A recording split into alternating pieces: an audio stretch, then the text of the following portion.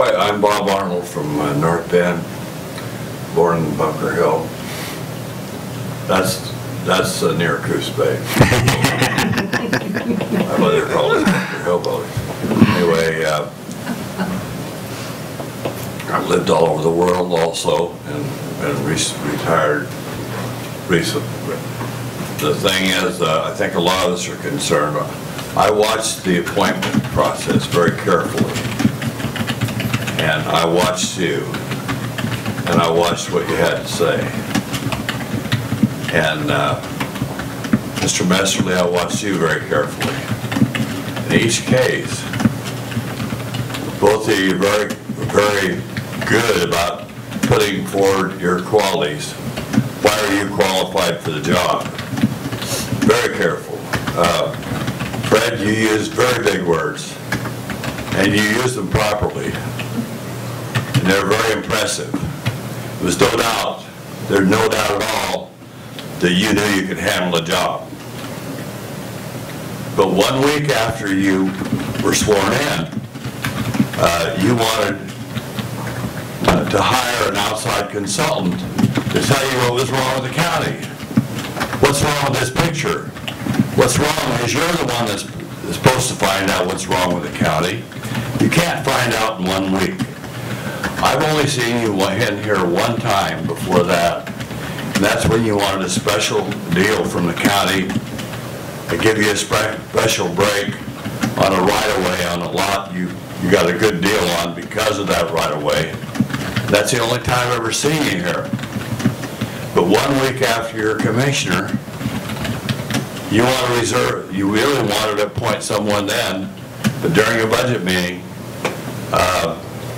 you managed to get money reserved, and yes, it does count because it's a line item. It's an obligation to put out $75,000. And all the line items in the county, I've had a little accounting also, the pluses and minuses have to equal. And that budget is put forward. The $75,000 was put in a special fund, a secret fund that I uncovered several years ago. Most of the people that work in government, I think, knew what it meant, but the citizens of Coos County did not know what contracted services meant. What it meant is it's a slush fund, a miscellaneous fund, in case we forgot fund, and all you have to do is put on that bottom bunch of things and say, we're going to change this money from this budget to that budget.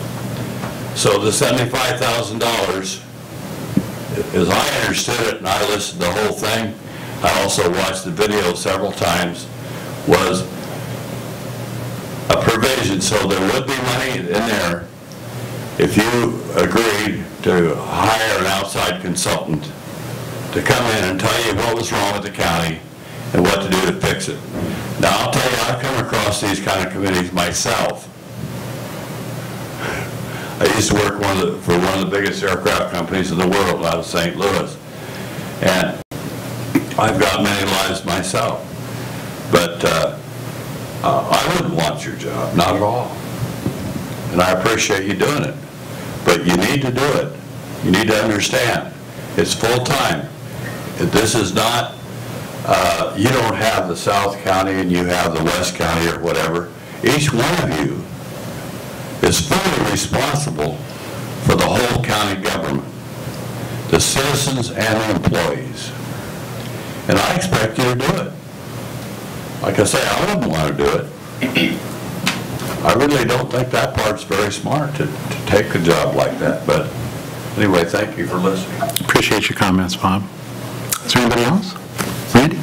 Just really quickly, Bob kind of touched on it. Randy Saney again from North Bend. All I wanted to do was clarify really what Bob talked about, the line item in the budget is not whether it's ever spent, but the fact that it obligates funds to be available for that if it needs to be, and that takes away from the general fund. It takes away from departments that could use that money now. And if it's a little bit of extra work to get that money available, if you found that you did need it, I think that's far better to spend that time appropriating it at that point in time than it is to tuck it away somewhere and take away 1 or 2 jobs to put money aside to say, well, if we need it, we've got it here. And in the meantime, another road department job goes unfilled, or another sheriff's deputy goes unfilled, or whatever the case may be. It's money that it has to be guaranteed to be available there in the line item. And it takes away from the bottom line. Strictly, my point was strictly from an accounting perspective, a financial perspective. I appreciate it, Randy. Thank you. Any other comments? Okay. Phil? There's a 3-minute limit on that. Yeah.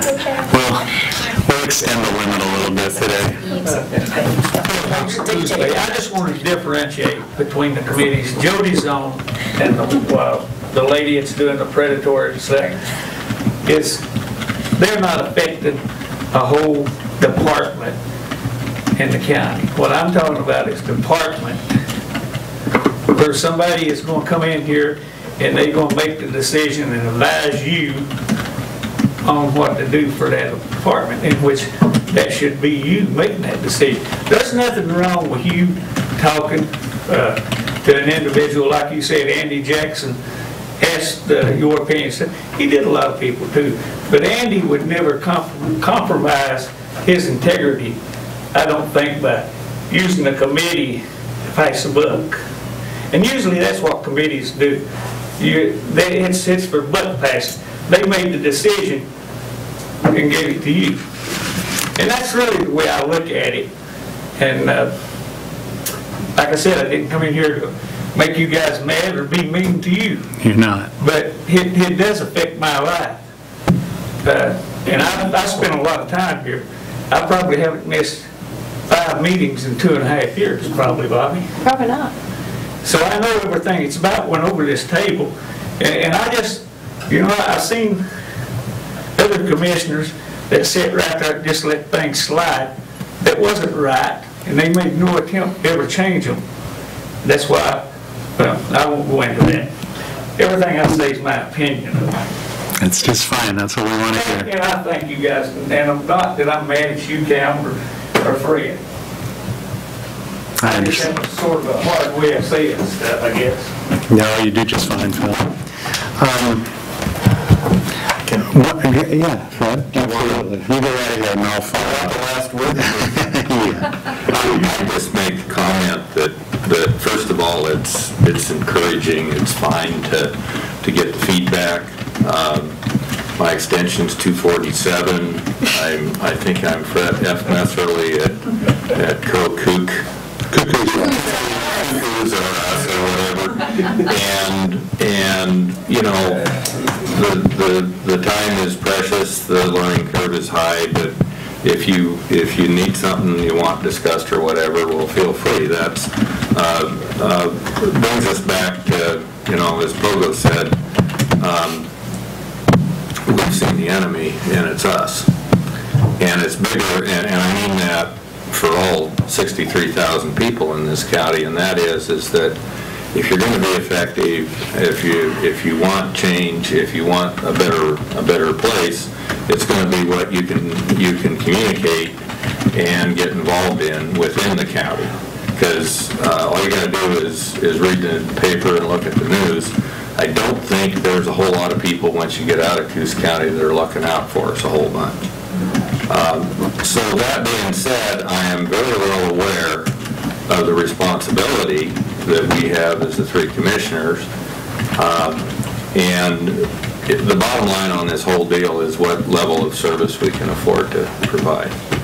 And that's what we've really got to figure out. I'm done. Thank you, Fred. It's great that we're having this discussion today. I mean, that's why we're here. Just a few minutes ago, Fred and I were right there.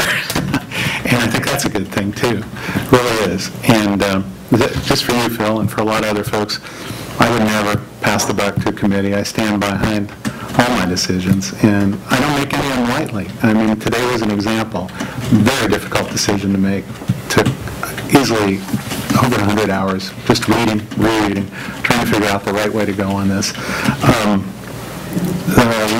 And some other people talked about the mistake we made. It was a mistake on the opens meeting law. When I apologize for that, I acknowledge that was a mistake. Yeah. And I felt we needed to apologize. I didn't know it. I should have known it, but I didn't.